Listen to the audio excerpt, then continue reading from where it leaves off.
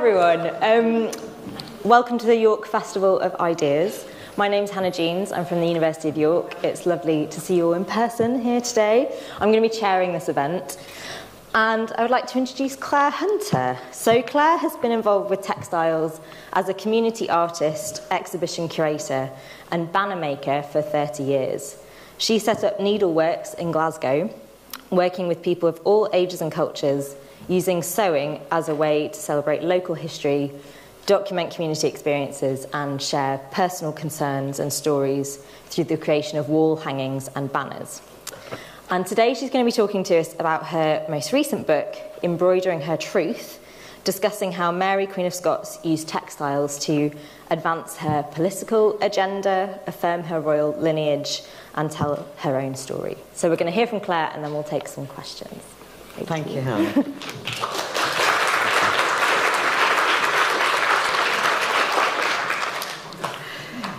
Nearly 500 years after her death, Mary, Queen of Scots, continues to fascinate. Most of us know something about the ill-fated Queen. Sent to France at the age of 5 to marry its Dauphin, becoming its Queen consort at 17, widow at 18, Mary returned to newly forged Reformation Scotland, where, as a Catholic, shaped by France, she was met with distrust. Moreover, she was a woman. In a century where the capacity, the right of women to rule, was a hot topic of debate, her sex was a hindrance. Mary's choice of Henry Darnley as her second husband was unpopular. While she regained political purchase by rewarding Scotland with a Stuart heir and a future king, James VI of Scotland and First of England, when Darnley was murdered, with the Scottish Queen implicated in the crime, her hasty choice of a third, the outsider Lord Bothwell, bred insurrection. Mary's nobles rose up against her. The Battle of Carberry Hill ended in compromise. While Bothwell was allowed to flee, Mary was inveigled to put herself into the care of her nobility, only to find herself, at the age of 24, imprisoned in Lochleven Castle and forced to abdicate. After 11 months she escaped, raided an army, and met her recalcitrant nobles at Langside, but there the Queen's army fell into disarray and Mary was defeated. Against the advice of her supporters, she fled to England and put herself under the protection of her cousin Queen and hoped-for soulmate Queen Elizabeth I. At first treated as a fugitive guest, Mary's status soon metamorphosed into that of dangerous conspirator. With English Catholics plotting to free her, and Catholic Europe claiming Mary as England's rightful ruler, the Scottish Queen was a threat to Elizabeth's throne, a political liability. Her imprisonment in England, moved for reasons of security more than 45 times, lasted 19 years, until in 1587, Mary, Queen of Scots, was executed for treason. When Mary's women unpinned her outer garments of black velvet at her execution, an undergown of red, of blood red, the liturgical colour of Catholic martyrdom, was revealed. This was Mary's final material drama in a life in which she had used textiles as a visual and tactile subtext to communicate what lay below the veneer of her public persona, her body politic. Mary's story has been gleaned from contemporary reports penned by largely male detractors who have scant interest in the personal experiences of 16th century women or their distinct culture. For my new book, Embroidering Her Truth, I was interested in seeing what would emerge of Mary if her textiles were used as tools of exploration, what the textiles she inherited, displayed, purchased, gifted, and created might reveal about her personal and political story. Mary lived in exciting times and reigned in a period of accelerating social, political, cultural, and religious change. And I'm going to read you a short extract from my book just to set the scene. People were on the move. Preachers, musicians, merchants, and mercenaries were all seeking out opportunistic adventure. Increased mobility generated a heady intermingling of ideas and nationalities that coalesced across borders and nurtured invigorating cross-cultural exchanges and connections. And mobility was not simply geographical. A wealthier and upwardly mobile middle class, merchants, lawyers, bankers, were snapping at the heels of a hitherto unassailable elite, competing with it for court positions, privileges, and power. More ominously, the 16th century was when the spark of religious disaffection began to flame with the rise of fervent Protestantism. Its acceleration threatened the overthrow of the old order of papal and royal control. With the advent of print and advance in literacy, opinions and debates that diverged from crown and state could also be circulated more widely. Traditional social boundaries were in danger of becoming blurred, settled hierarchies unmoored.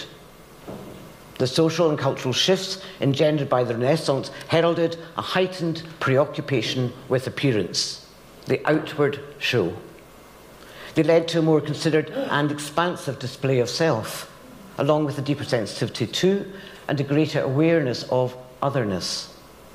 The objects the elite and those aspiring to it possessed, the environment they inhabited, the people they surrounded themselves with, and the clothes they wore became declarations of not just who they were, but who they wanted to be and how they wished to be regarded.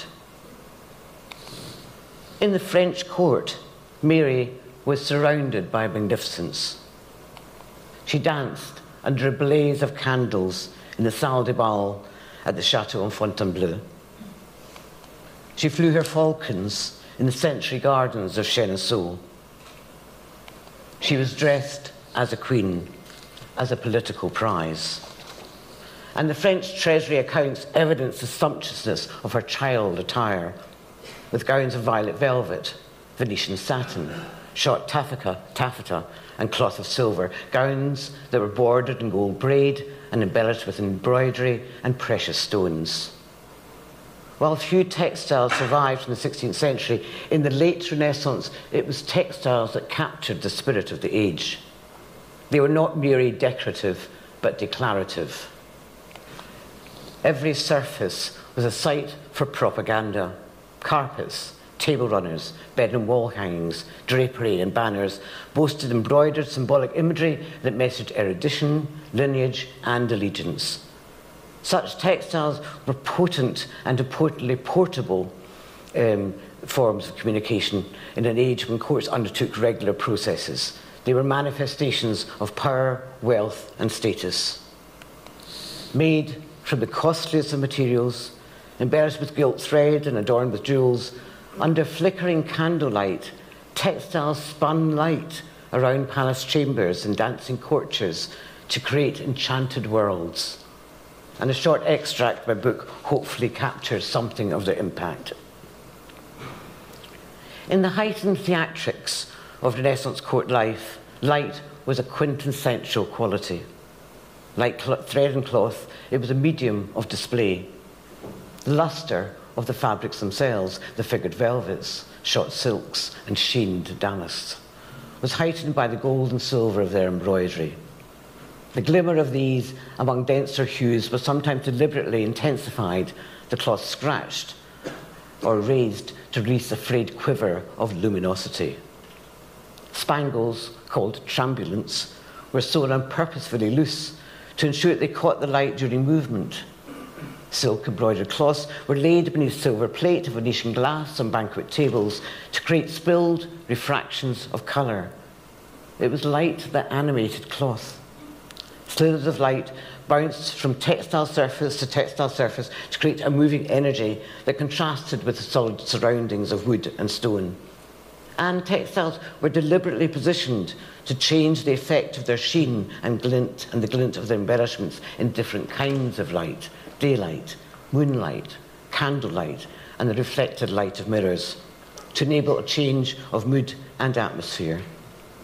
And the changing appearance of textiles was exploited in their production. Taffeta was often woven in one or more colours, its hue shifting from one to another when light changed direction. Velvets were voided to create different surface levels that picked up light and shadow in different ways to make their patterning more pronounced, or woven with underlying gilt or silver threads to become more lustrous when the candles were lit. Before the advent of deposit banks, luxury cloth was a worthwhile and stable investment, and textiles were hoarded in palace storerooms and inventories like treasure. By the end of his reign, Henry VIII had accumulated over 50,000 yards of precious cloth.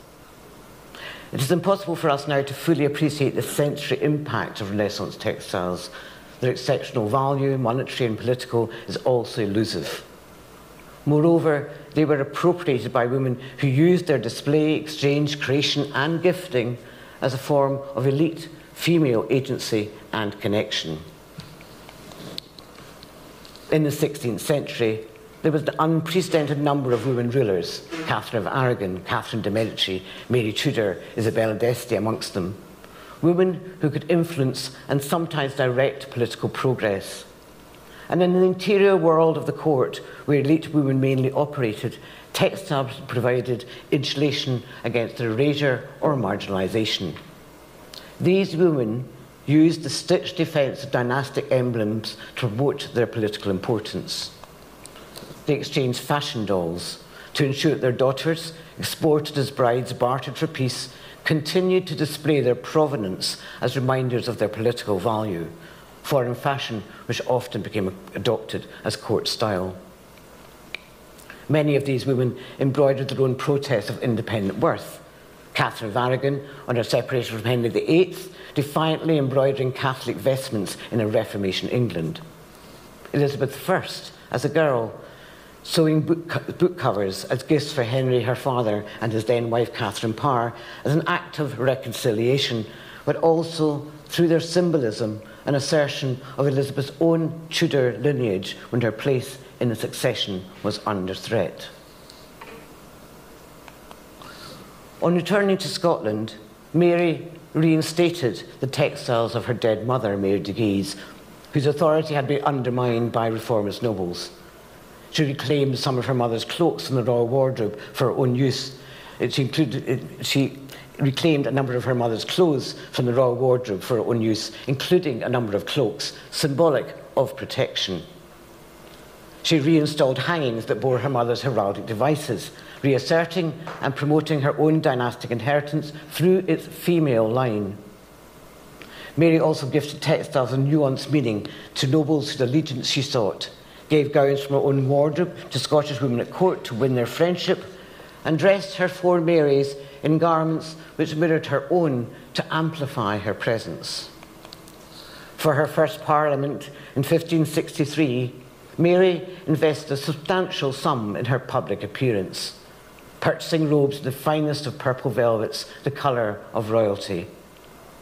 She and her young female entourage processed with long trains fanning out behind them. It must have been a remarkable sight. At 5'10" inches tall, Mary was already an imposing figure, but the magnification of her magnificence, flanked as it was by a posse of these young women, dressed in similar style and sparkling like Mary in jewels, was a purposeful visual assertion and declaration of female power. At that opening of Parliament, John Knox, the spiritual leader of the Scottish Reformation, was scathing of Mary and her ladies' finery, saying, "Such stinking pride of women as was seen at that Parliament was never seen in Scotland before." And of course, it was not just to a Protestant Scotland that Mary returned, but to a Calvinist aesthetic, where the material trumpery of the Catholic faith was being excised, and where all manifestations of vanity and excess was being denounced. Scotland's Queen was held up by Knox, the author of the first blast of the trumpet against the monstrous regiment of women, as the epitome of female arrogance and self-indulgence. The Scottish Reformation spawned a country mistrustful of decoration, a country of cultural damage. Its artistic heritage was ruptured, its craft practices dislocated, its unique visual and symbolic vernacular largely lost. As its erasure took hold, the Scottish poet and keeper of the Privy Seal, Richard Maitland of Lethington, lamented, "Where is the blitheness that hath been, both in town and country seen? Among lords and ladies shined, dancing, singing, game and play, all merriment is worn away." By the 1570s, the General Assembly of the Kirk of Scotland had curbed the use of luxury cloth and its embellishment, declaring that we think all kinds of embroidery unseemly, all colours of velvet in gowns, hose or coats unsuperfluous, all vein cutting out or stitching with silk, all costly sewing on of lace or braids, all light and variant hues such as red, blue, yellow and such like, and all kinds of gowns, doublets and breeks made of velvet, satin, taffeta and such like. Embroidering Her Truth is threaded through with memoir, which aims at connection, exploring where my own engagement with textiles seems similar to that of Mary's: astonishment at the splendour of priests' vestments, delight in the dressing up of dolls, strategic in the choice of an outfit as emotional armour. These more personal asides allow me to provide readers with some light relief, as, in Mary's story, there is precious little to laugh about. In chapter 4, A Great Mourning Gown of Black, I look back to my own student days. There is only one outfit that I have ever worn that had the impact of Renaissance glory. It was bought as a panacea for a lost love. In the months of my first true romance, I had spent the prerequisite hours locking eyes with my beloved over cooling cups of coffee and writing the necessary reams of bad poetry and suffering, as is usual for first loves, the pain of its end. Shortly after our breakup, I was invited to an event that I knew he would be attending. Pride dictated that there had to be triumph, a love overcome, a next love regretful of his decision, and if possible, a garnering of attention from potential new loves eager to fill his shoes. It called for spectacular glamour, the gloss of a new me. As luck would have it, I had just received an instalment of my student grant, and I took it, all of it, to Fraser's in Glasgow, then the most exclusive department store in the city. I scoured its rails, searching out the perfectly dressed to abandonment. What I found was a body-hugging midi dress made in the softest of velvets. It was patterned in swirls of the deepest pinks and ruby reds against a background of deep forest green. His pièce de résistance, however, was a row of tiny velvet-covered buttons that fastened at the front. They were caught in braided loops, arranged to leave just a slither of flesh visible from neck to navel. To complete the outfit, I added teetering high heels and red crocodile leather and sheer burgundy stockings. I went to the event and made my entrance. The dress achieved all that I could have hoped for it. It gathered around me a cluster of admirers, leaving my first love, my lost love, standing marooned on the edge, witness to my sartorial triumph. And here's a picture of me 50 years on, wearing parts of that same dress, now refashioned as a jacket to accommodate my widening girth. In the Renaissance, clothes were often used to add mischief to court diversions. With increasing access to a wider variety of fabrics, paradoxes could be manifested by combining different kinds of cloth to provide sartorial drama, the puzzle of opposites. The heavy folds of dark velvet offset by the delicacy of frilled white lace. The underside of a serge coat revealing a burr of soft fur. The seductive gleam of a cloth of gold front petticoat lined provocatively in virginal white satin. In an age of exploration and experiment, cloth itself became another medium through which human ingenuity could be celebrated. It was slashed, raised, pleated, pin-tucked, gathered, stamped with designs, and cut away to expose other layers. In this world of revelations, the deliberate alteration of cloth provided another intriguing dimension. It was the tailors and embroiderers at the courts of Europe who toiled over the manufacture of royal sartorial triumph. They who created the imagery of majesty. What a monarch wore signified not just their power, but the prosperity of the realm they ruled over. Given the expense of luxury fabric and silk and metallic thread, court tailors had to be highly skilled in the cutting out of garments, making the most economical use of treasured cloth through complex pleating. As well as cutting out, seaming and hemming, tailors also laboured over the construction of the royal presence, emphasising stature and strength with stuffed and shaped hose, codpieces and shoulder rolls, sliding whalebones through narrow channels to create the hoops for farthingale petticoats and ensure queens claimed unassailable space. Garments were lined, sometimes with equally expensive fabrics, each piece of lining cut out, sewn up and oversewn for strength twice over.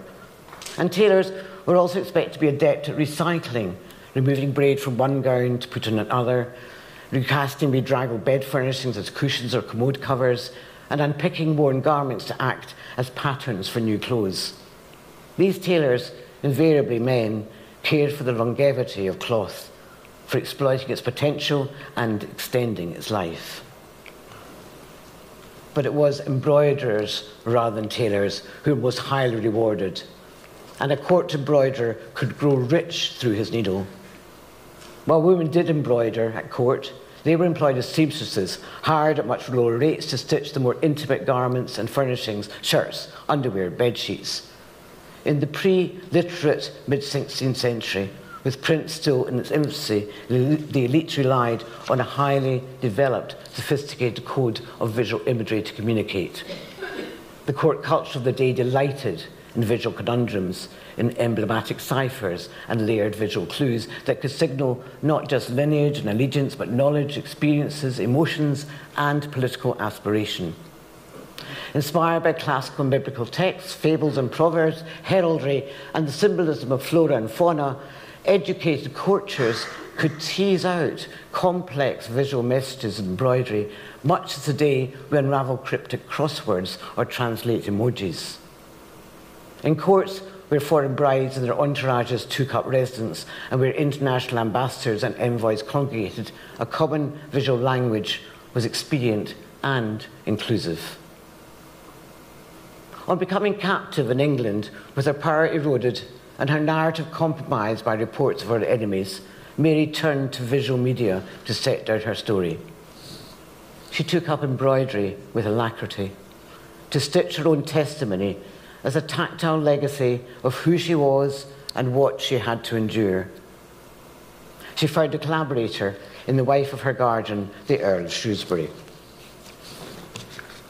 Bess of Hardwicke, as she has become more commonly known, was redoubtable, energetic, and a keen needlewoman. Before Mary's arrival, she had embarked on a highly ambitious project to create a series of vast and pleated hangings that celebrated women through time using recycled vestments that had been confiscated during the Reformation and which could still be seen at Hardwicke Hall in Derbyshire.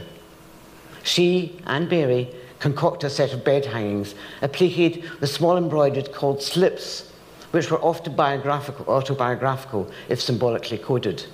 Made with mischief, fragments of them have survived, displayed at Oxburgh Hall in Norfolk, and they offer an insight into the relationships and experiences that mattered to the two women.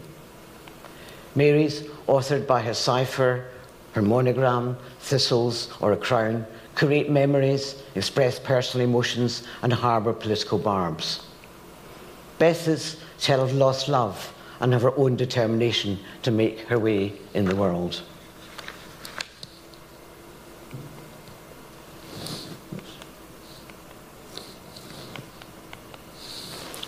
Until she fled to England, there is scant mention of Mary sewing. An isolated sentence about Mary embroidering during Privy Council meetings in a 1561 State Report, an envoy's missive when she was imprisoned at Leven Castle, passing on her request for an embroiderer to draw forth works, and an inventory of the sewing materials sent to her there by her valet de chambre. But once captive in England, Mary's needlework became an obsession. In the company of Bess, we find the Scottish Queen embracing sewing as a form of solace, of communication and connection. The hangings she and Bess devised would have been designed and stitched in consort with others, the professional embroiderers both women employed, the valet de chambre, ladies in waiting and chamber children who were part of their households. Through her embroidery, Mary could gather around her engaging company, the sociability of sewing bringing her the consolation of camaraderie. But while it is easy to dismiss Mary's needlework in England as a distraction, a way to idle away the tedium of captivity in decorative sewing, there is nothing innocuous or passive in Mary's needlework. Rather, she embraced it as a political agent, using it to exercise her voice when her enemies and detractors were doing all they could to silence her. This is sewing which harbours ironic barbs, political intent, and emotional charge. It was also a tool of treachery. When Mary planned to marry the Duke of Norfolk, then the most powerful man in England, to overthrow Elizabeth and restore England to Catholicism, she embroidered him a cushion cover. In it, there is a hand descending from the heavens, clutching a pruning knife with which it was cutting away an old and fertile vine, Elizabeth, the Virgin Queen, to allow the younger, more fecund vine, Mary, mother of James, to flourish. There are symbols of Catholic victory, two birds winging free across the skies, pomegranates and acorns as boasts of fertility. And in case its meaning was too obtuse, Mary added an arching scroll on which she inscribed Viscerit vulnere virtus, virtue flourishes by wounding. Its origin is biblical. A quote from John 15, chapter 2, every branch that beareth not fruit, he taketh away. And every branch that beareth fruit, he cleanseth, that it may bear more fruit. Mary signed the cushion with her own monogram and the arms of Scotland to leave its authorship in no doubt. The cushion was cited as evidence of Mary's complicity in the plot at Norfolk's trial for treason. But while he was executed, Mary's involvement could not be proven. Such was the ambiguity inherent in symbolic needlework. Many of Mary's embroideries hold emotional meaning. Many capture her sense of loss. There is a crown Dauphin, a visual play on the French word Dauphin, and as such an allusion to and commemoration of her first husband, Francois II of France. Her source for embroidery, entitled A Bird of America, was an illustration by the physician-naturalist Conrad Gesner in his Iconis Avian. But it was chosen not because of exotic appeal, but, as explained by Michael Bath in his excellent book, Emblems for a Queen, because it offered Mary a potent repository for her personal memories. Through it, she revisits the French court and the exotic bird feathers brought back from an expedition by André Thevet, some of which appear to have come into Mary's care and were inventoried amongst her possessions after she fled to England. Thevet's expeditions were captained by the same captain who took Mary to France at the age of 5 and brought her back to Scotland as a widow at the age 18. As for the bird, it is thought that an Italian, Giovanni Ferrero, supplied Conrad Gesner with the original sketch, and Ferrero subsequently emigrated to Scotland to become part of Mary's father, James V's court. And embroidered then, not simply of an exotic bird, but in its layered connections, a trigger to memories, in essence, a visual autobiography. In my book, I record a visit I made to the Palace of Holyrood House to see two of Mary's embroideries. And I'm going to say a little bit from the book about that. In the 16th century, the needle held a number of symbolic meanings. It was thought to be synonymous with breath, the rhythm it produced being analogous with breathing. It also signified an arrow piercing a target, or a gateway through which one could pass between the underworld, the temporal universe, and the celestial heavens. Mary would have been mindful of the symbolism inherent in the act of sewing. It endowed her needlework with a deeper resonance. The Palace of Holyrood has two embroideries of Mary's which have been in its care since the 1950s. When I visit the palace in the company of its past and present curators, they offered to take Mary's embroideries out of their case and let me see them close up. I am thrilled, of course. Emma lays a cushion of tissue paper on a nearby table and unlocks the case that contains the Scottish Queen's needlework. As Deborah holds up its long glass lid, Emma slides her hands tentatively under the first of the embroideries, entitled A Cat, and brings it out into the light. She sets it down gently on its tissue cushion, and we crowd round to consider its detail. My interest is not in the historical value of the needlework, but on its stitching, on Mary's tactile signature. I wanted to reveal more than just her skill with a needle and thread. I wanted to expose her temperament.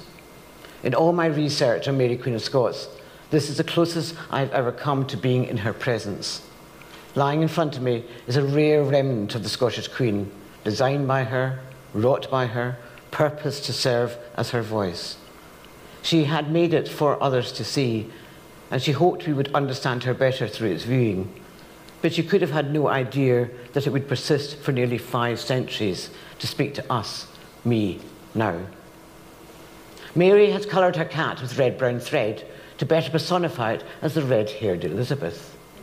She has inserted a little mouse scurrying by the cat's paws, its quarry, a personification of Mary herself. This embroidery was undoubtedly inspired by one of Gabriel Farnot's 16th-century fables, whose moral is that those who excuse their actions as just still risk violence from those who believe their own are righteous. Although Mary's cat is copied from a woodcut by Conrad Gesner, she had made some small alterations. Her cat's tail is longer, its ears more rakish, its whiskers more aggressive, and tellingly, the cat's paw now traps the end of the mouse's tail. Seeing it in the flesh is revelatory. Glass acts as a shield, deliberately distancing the viewer. Such a separation limits the opportunity for emotional connection, but now that I am just inches away from Mary's embroidery and able to see it unscreened, the mood of her hand is more obvious.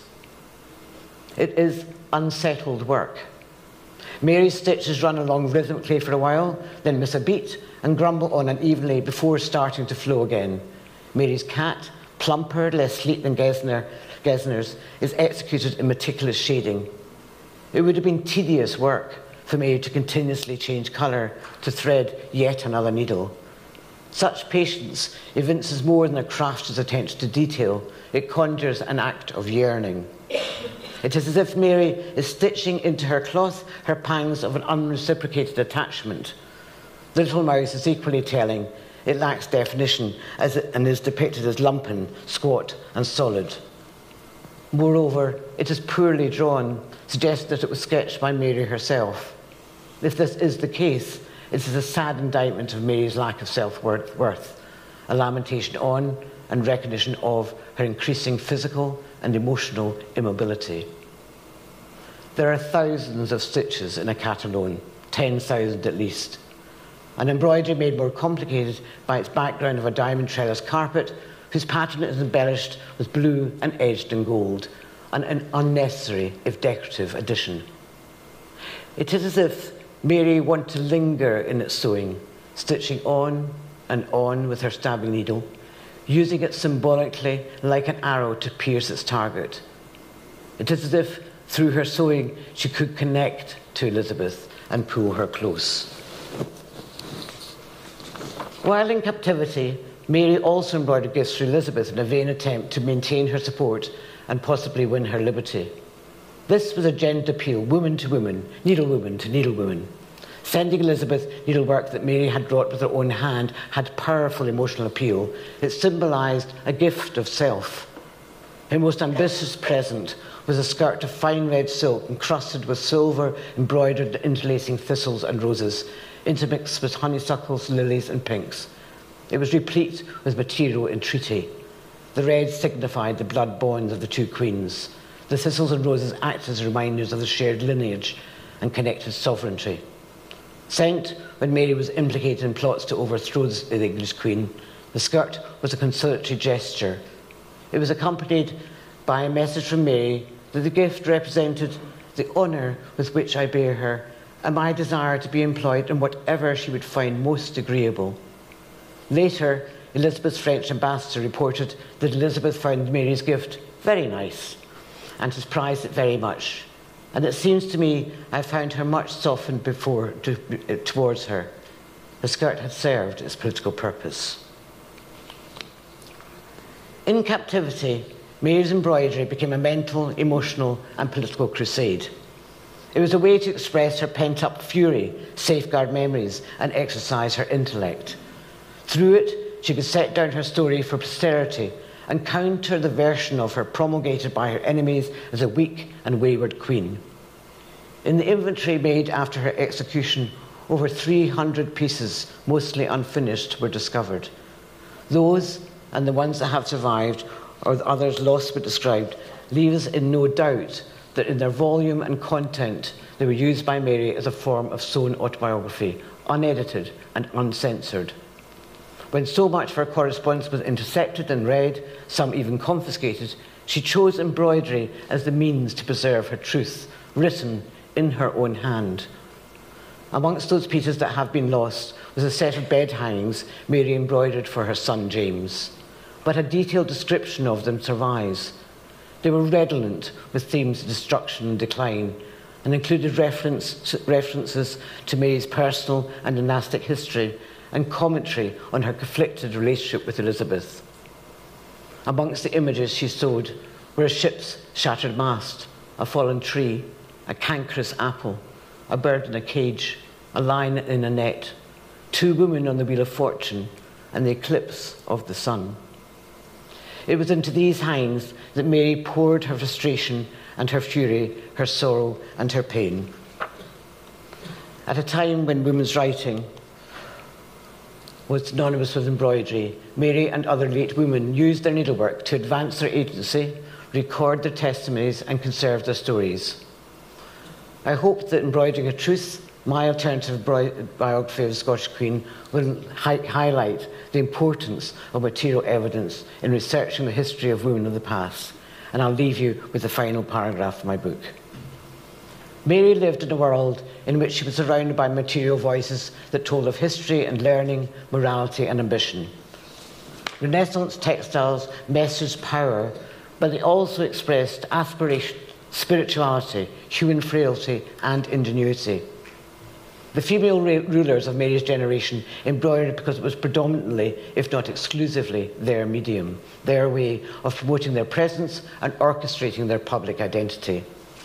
More importantly, through their display and creation of textiles, they reached an audience. Mary exploited the versatility of her textiles to honour the traditions of the past, mark her emotions and allegiances in her present, and preserve her testimony for the future. Her use of them crossed the boundaries of time to encompass contemporary issues of power and heritage, female agency and immortality.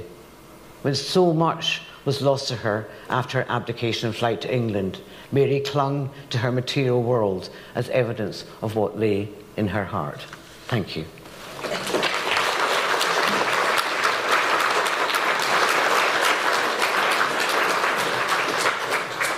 Thank you. Thank you very much, Claire. That was fascinating. We're going to have some time for audience questions now. I'm afraid I'm going to use Chair's prerogative to start off, and then we'll come around with some microphones and get some questions from you guys. But one thing I thought was really interesting, both in your talk and in your book, was the sense of care that you felt for Mary. And I think at one point in the introduction, you even mentioned something about her being in your care. And I wondered if you felt... Did you feel a kind of emotional connection to her in some way? Do you feel a sense of responsibility to her? And how important do you think that is in doing a biographical study? I didn't feel an emotional care for her because she was in the 16th century, she was a Scottish queen, you know, her whole kind of experience of life and experience of being a woman is so far removed from mine that I couldn't connect in that kind of way. What I did feel by the time I had finished writing the book was I felt admiration for her spirit and for her persistence. I found out more about her intelligence, which I hadn't supposedly, you know, in terms of what we know about Mary, we think of her as somewhat this vacuous young woman who's just pleasure-seeking, choosing the wrong husbands, etc. And the more I read, I felt that Mary's choice of her husbands, although ultimately unfortunate, was at the time she made those decisions politically, in her mind, the wisest thing, the wisest move for her as a young woman to do, to seek other kind of defenders in a different way. So I felt responsible. I did feel responsible for revealing her story in a different way, because so much of Mary's story has either came from the original sources, which were generally written by men, as opposed to primary material, which I was using, which are things like the treasurer's accounts, the inventories that were made of what was held in the royal wardrobes. And the treasurer's accounts are like Mary's, Amazon purchase list. They list what she was buying in terms of cloth, thread, clothes, etc. And what I tried to do was correlate those things with what was happening in her personal and political life to see why she was choosing at that particular time to purchase this set of, interestingly, when she comes back to Scotland, the first anniversary of Francois II's death, she then asks the court to go into mourning with her. And it doesn't. She asked her nobles if they would attend the memorial mass for Francois, which they don't, because they are in the main, not all of them, but in the main now Protestant. And so the following year, the next year, Mary buys a vast amount of black velvet and other black cloth, and she drapes the Palace of Holyrood House in black, so that nobody can forget that actually this is now the time of her time of mourning again for the death of her young husband. And, we think about Mary at the age of, she was 17 when he actually died, just about to be 18, a few days off her 18th birthday. And, she was with him at his deathbed, somebody she did love, that she had known since she was 5 years of age, and had to experience watching his agony, which it was, in those last days. And then suddenly she was catapulted out of the court of France, because Catherine de' Medici didn't want her there, and returned to Scotland, who didn't care. Who didn't care, and she had no relatives there. She had no family, no direct family. She had some stepbrothers and stepsisters that were illegitimate children who'd come through her father, but she had no relatives of her own. Whereas in France, she'd had all her aunts, uncles, the whole de Guise clan was there in France for her as a resource, which she didn't have that resource. And then she, as I say, she's 18, has the first anniversary of Francois's death, and nobody cares. So I felt compassion, and I felt that her using what she could of the signals she could provide through textiles to assert her, not just her political importance, but her emotional state, which is what she was doing with those black hangs. Excellent, interesting, thank you. Okay, we'll take audience questions, so if you want to raise your hand, we do have roving microphones, so if I could ask you to wait until the microphone comes to you, so someone will bring a microphone down.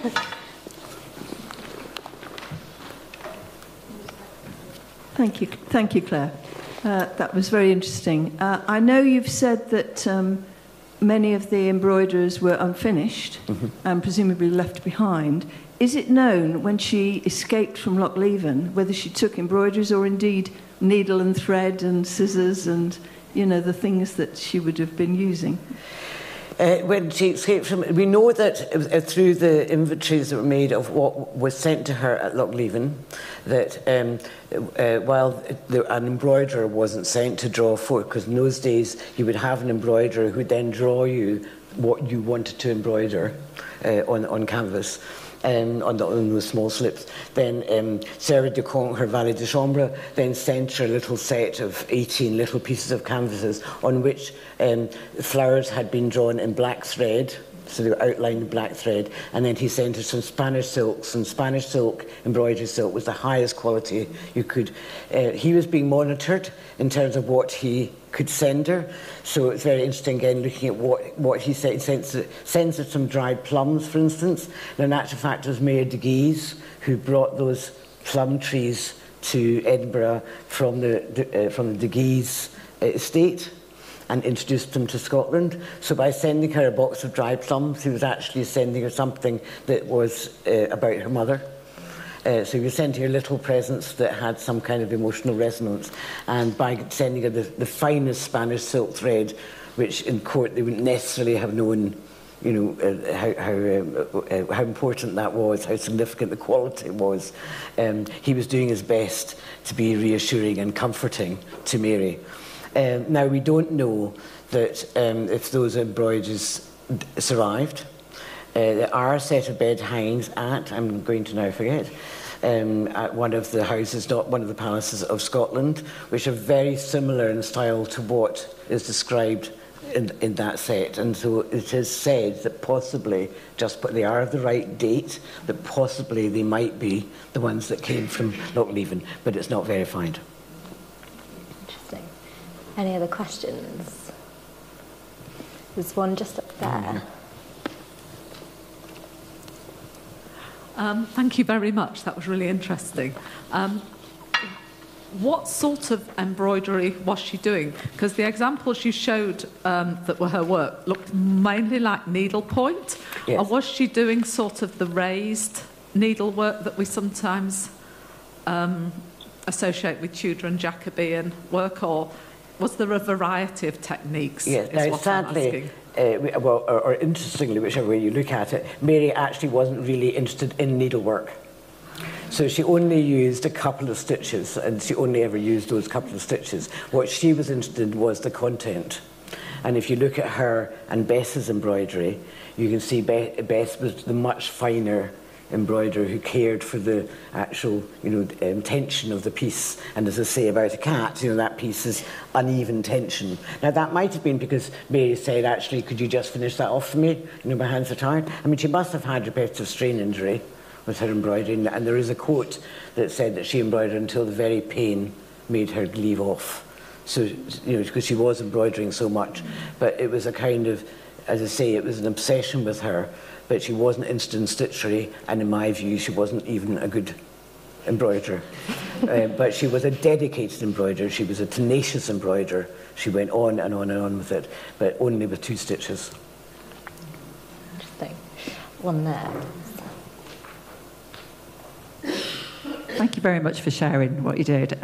What for you was the most surprising thing about your research? What's the most revealing thing about Mary? What surprised you about it that you didn't know before? Interesting question.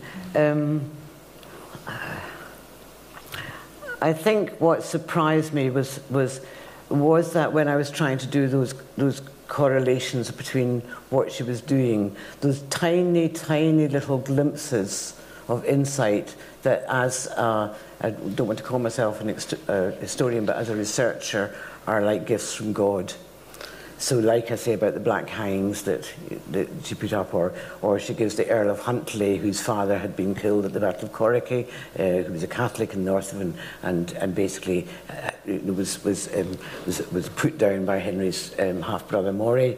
Then basically when Mary marries Darnley and she needs the help of other nobles and the armies they can muster, because there was no standing army, then she frees his son, who latterly got the title back, the younger Earl of Moray, Huntly, was in prison but then was freed.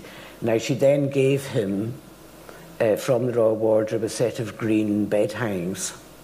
At that point, she hadn't restored his title yet, she hadn't restored his land, but she gave him, and he then mustered his army to support Mary in the battle she and Darnley did against the Scottish rebelling nobles at that point.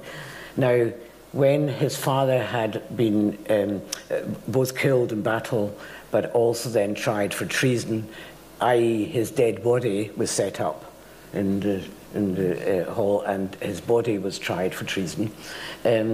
All his goods and furnishings were then confiscated by the Crown, and Mary got half of them, and her half-brother got the other half.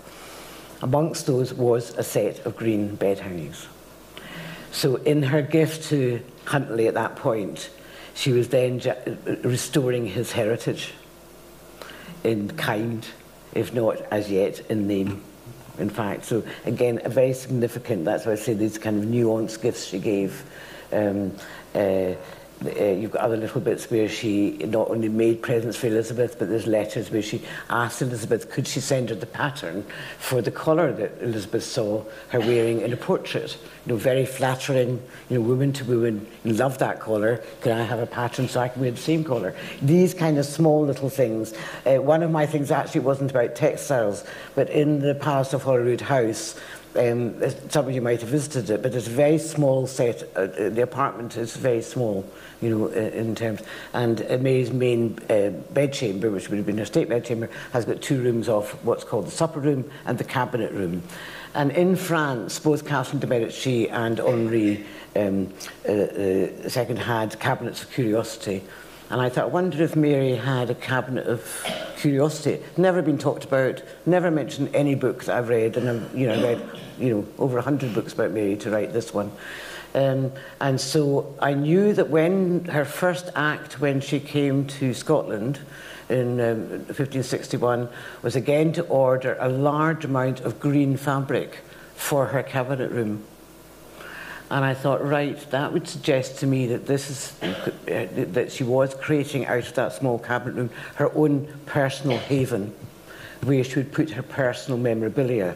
And a cabinet room would, in European terms, as I say, had cabinets of curiosity, which would be a range of items that were collected. There might be bits of exotica, like the bird feathers, I say, that came from Africa. There might be little cameos of people in the family.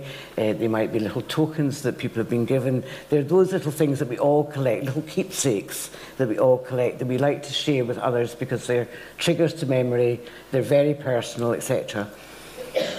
Trawling through the state papers, I then found a very small mention in a state report by Randolph Sadler, who was the English envoy in Scotland at the time, which said that Mary had in her cabinet room a cabinet of curiosities where she would go to look at those things. And it was like a eureka moment, because it's never been talked about, her cabinet of curiosity, and yet in the inventory of her possessions when she left England, what she left in Scotland, there's a very poignant list of things that were there, like a little green velvet bag with 3 chess pieces, the bird feathers, little things, and a box of assorted beads, and those are the things that would have been in that cabinet of curiosity. So it's linking those little insights that is very, very pleasurable when you're researching.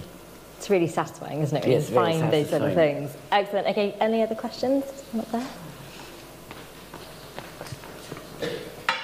Thank you. Thank you very much for the talk. It's been fascinating. I was just wondering, aside from the smaller kind of personally done pieces, when you talked about furnishings and the tailoring and so forth, do we know whether there would be that much, say, direct input from monarchs or Mary herself on the construction of those larger items, or would there maybe be members of each household who would be kind of curating or maybe designing for individuals? How did the people who wore those clothes and who made the sort of larger decisions about how to furnish them, how much control was there over those? There was quite a lot of control over the design and commissioning. So a lovely example of that is Henry VIII, when he wanted to divorce Catherine of Aragon. He then commissioned a very large set of very, very expensive tapestries. And the tapestries were dealing with a biblical story. Forgive me, I've forgotten what the story is, but a biblical story which was about the man who'd married his brother's wife and then had a terrible end. And he then had those tapestries installed, in the palace as a kind of ballast to his argument, as a visual ballast to his argument that actually the divorce to Catherine was the rightful thing to do. And he spent a lot of money on that one declaration. So you've got that kind of example. And yes, I think all the time they were choosing. I mean, Cardinal Wolsey had 230 sets of tapestry. He changed them every week, according to who was visiting, what was the message that he wanted them to be surrounded by, etc. And you would have in the palaces in those days, then obviously you had your outer chambers and you had the more intimate inner chambers, where if you were somebody who was in favourite courts, then you would be allowed to go further and further towards the intimate chambers. And the further in you went, then the more personal what around you was shown. And even though Mary was working on small embroideries, then those small embroideries, the intention of those embroideries would have been then to be appliqued to larger cloth. And obviously the bed hanging she made for James would be for his state bedchamber, which again was a political space. It wasn't a personal space, it was a political space for your most intimate political advisors. Because she wanted not just James to know her story, but the people around him, the Protestants who were controlling his life at that point, to know her story and her feelings about it. And that would have been what those bed hangings, they would have been used as large pieces. So yes, we have that, and so and also in terms of I say in the book, it's a lovely story about Isabella d'Este, that you know, people chose their own impressa, which was your personal kind of cipher that you would choose. So Mary had the marigolds, Mary de Guise had the phoenix rising from the ashes. And Mary, when she moved into captivity in her chair state, then she used Mary de Guise's of the phoenix rising from the ashes, and had those the motto, you know, "In my end is my beginning," which the envoy at the time says, "I didn't understand the message," but Elizabeth I would have understood that message when he told her about it. And of course, what Mary was warning there was actually, do anything to me, and I, you know, basically my death will see both English Catholics and European Catholics rise up against you and destroy you, and I will die a martyr, and my name will live on, and I will be that phoenix that will rise ferocious from those ashes. And when the death sentence was finally declared, then her Francis Knollys, the first thing he did was to take down that canopy. Mary immediately replaced it with a crucifix and gave up secular embroidered messages and chose then to surround herself with Catholic iconography. And in those last weeks before she went to her execution, her physician said that he had never seen her merrier, because she then gave up her queenly power and sided with the power of Christ, for whom she was to be a martyr. And that gladdened her heart. Amazing. We are out of time, I'm afraid, but thank you all for brilliant questions, and I just want us to thank Clare again for a fascinating talk. So thank you very much, Clare. My pleasure. Thank you very much.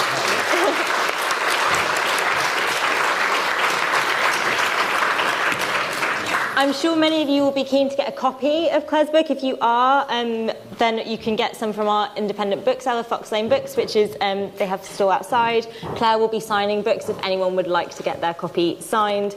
And thank you so much for coming today, and please do check the rest of the festival events to see if you would like to go to anything else.